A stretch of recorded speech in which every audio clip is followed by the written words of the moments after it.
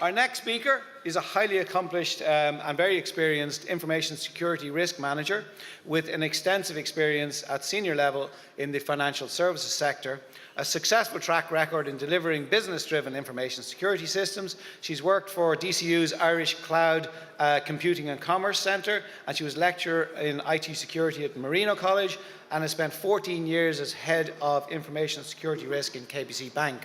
So a lot of kudos there.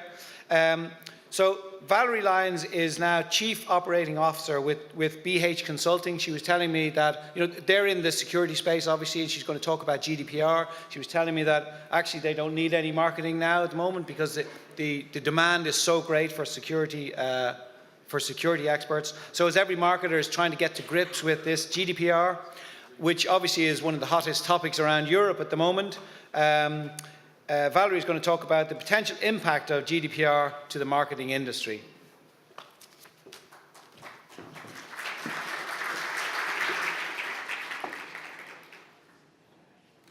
Hi, everybody.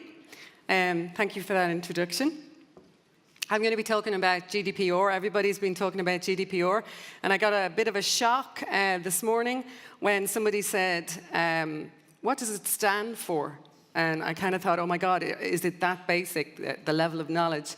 So it's General Data Protection Regulation. It's a piece of pan-European regulation that applies to everybody. And everybody's going to be talking about GDPR. What is their organization doing? One of the important things to think about this is it was written and it was intended and motivated by protecting not just consumers, but us data subjects. So when you're listening to me talk about it, think not just from your organization's perspective, but also it is about you, because you too are data subjects. Okay, so who am I? Well, you got an introduction there to who I am, but why am I talking and evangelizing about GDPR? Well, I suppose I've been in the financial service sector for quite a significant period of time, 15 years and 30, in fact, in the financial services sector. I know most of you are saying, there's no way she could be 50, but I am. So anyway, COO of BH Consulting currently, and I'm also a PhD scholar. I'm currently researching information privacy in the Internet of Things.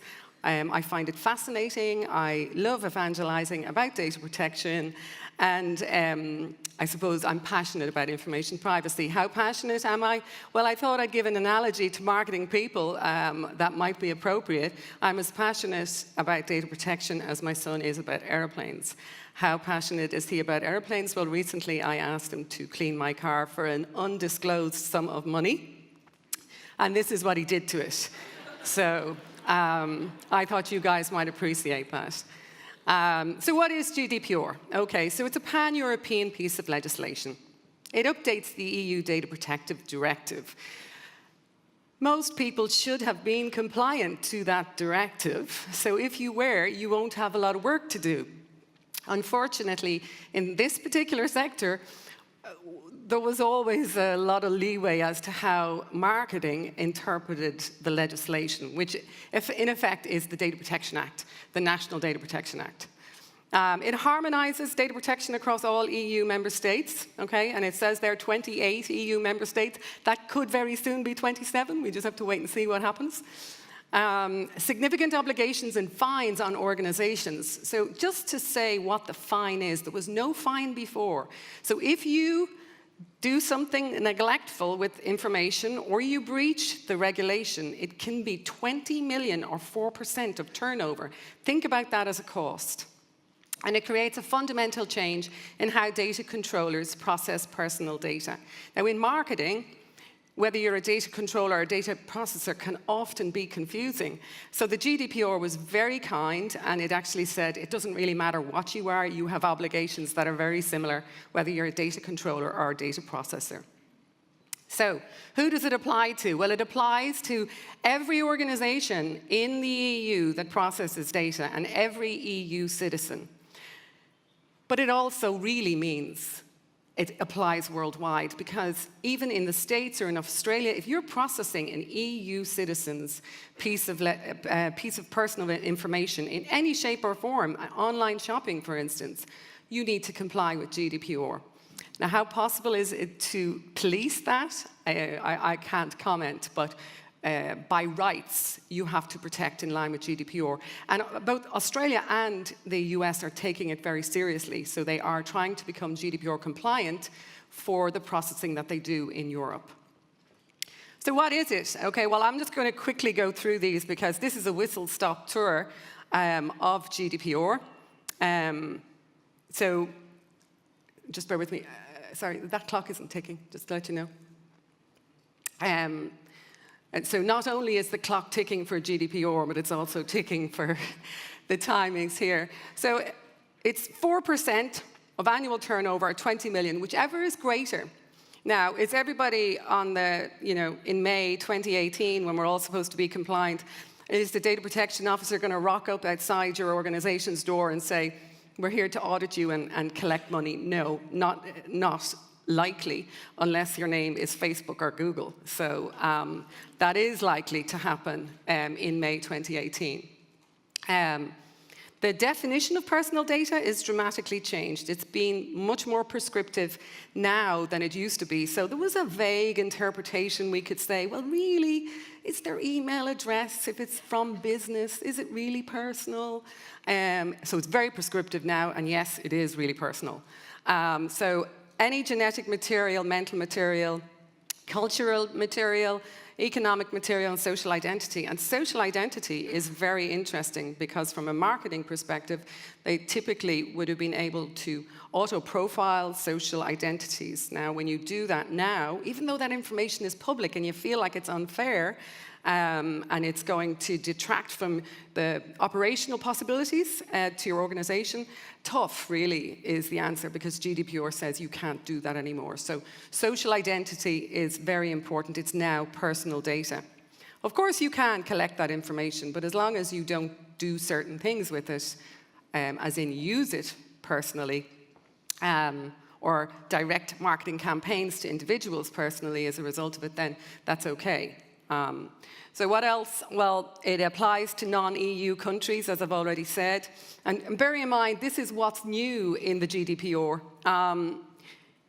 The GDPR has a baseline as well, and I'm assuming, for the purpose of this discussion, considering it's 20 minutes, that we're not going to go into what the basics are, as in what's the definition of data processing and what's a data controller and a data processor, because we should already know those definitions in terms of our organizations. But for those of you who may not know, in the workshop, we'll be covering it from basics. Obtaining consent, okay, this one here at the bottom, obtaining consent is the big marketing one. Consent has changed dramatically in the GDPR. Consent as we know it, and I make the analogy for anybody who's of my age and of my religious background.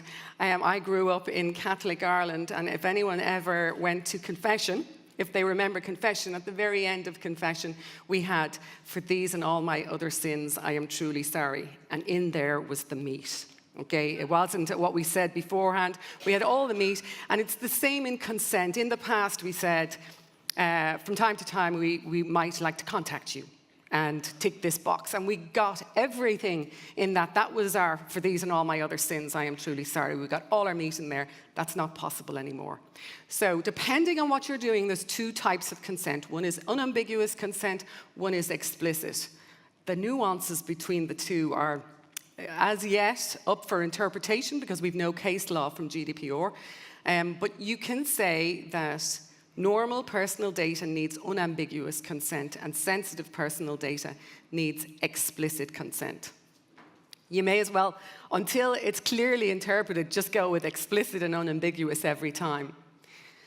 Parental consent is another consent. Parental consent, so consent for processing data of minors, is somewhere between 13 and 15. In Ireland, we've chosen 13. So back to that statement I made earlier about it being a pan-European piece of legislation that harmonizes European legislation. It does have some nuances that we can change, and in Ireland, we've changed the age of consent for data processing, I might add, that age of consent to be 13.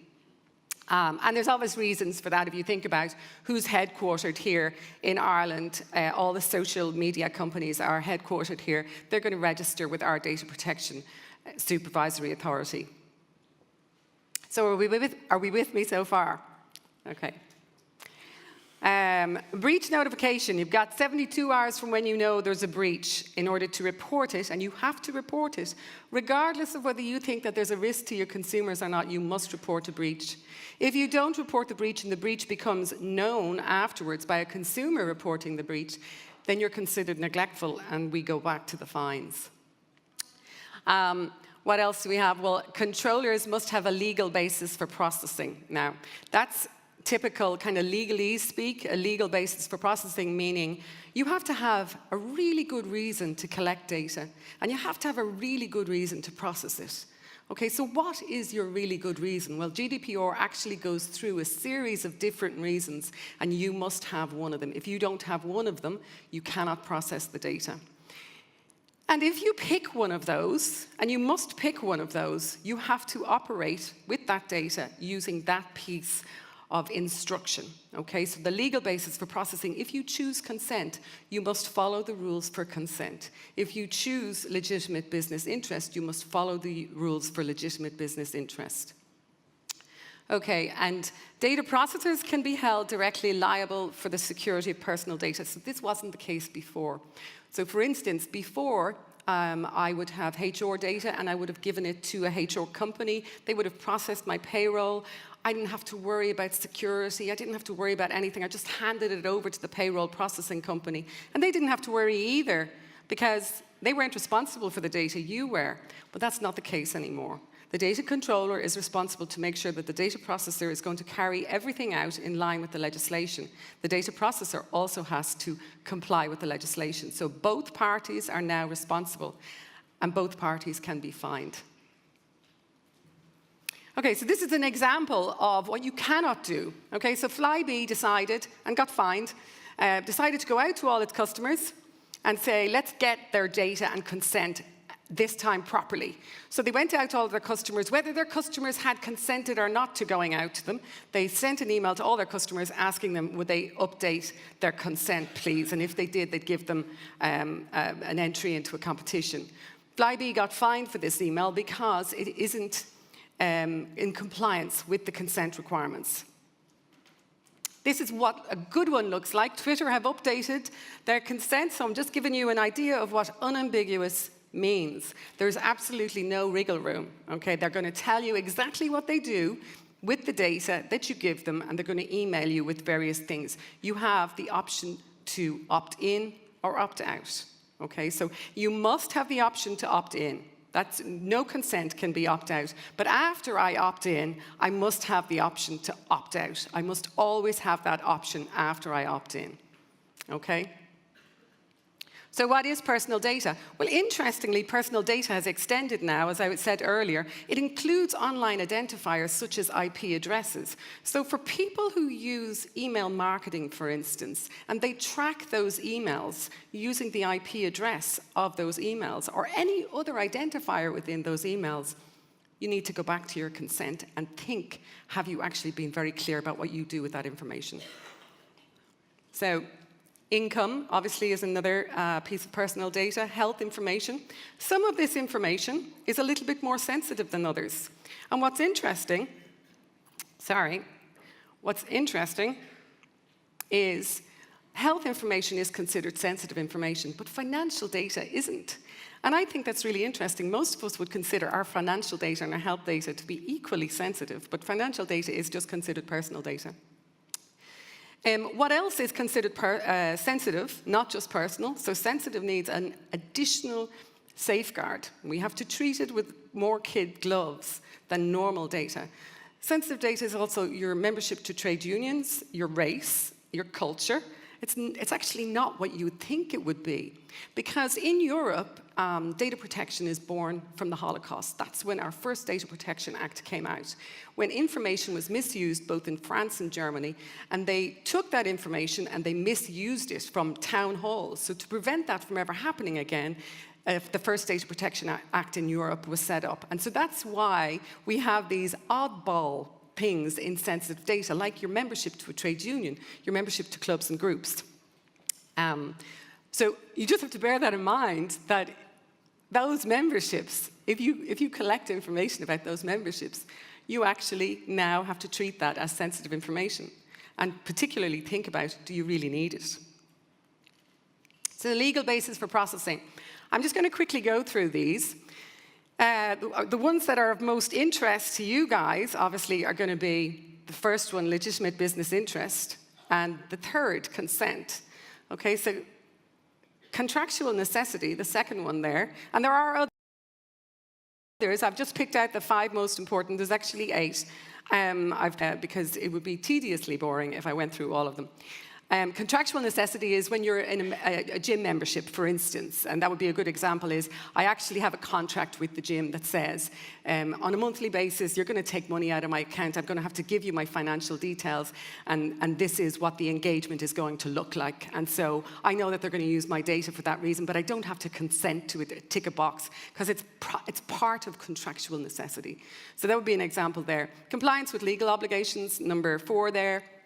Compliance with legal obligations would be obligations like anti-money laundering. We have to declare certain information in anti-money laundering, whether you want it to go there or not. Financial institutions, for instance, are obligated to report certain things under anti-money laundering. So we have a legal obligation there, and public interest. Okay, so when information such as the census is a good example, is we don't ask people would they mind clicking on consent for your census information. It's for public interest, so we just collect that information and process it in any way we see fit.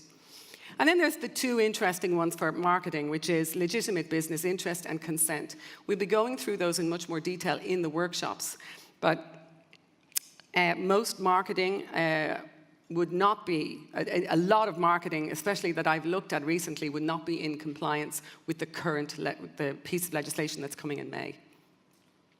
So what should marketing sector be most worried about? Well, I kind of took a look at what their Achilles heel was, really, and consent obviously is one of them. Purpose is the other. When you collect data now, when you process data, you must have a purpose. Otherwise, you can't state a legitimate business interest. So what is the purpose that you're collecting that data for?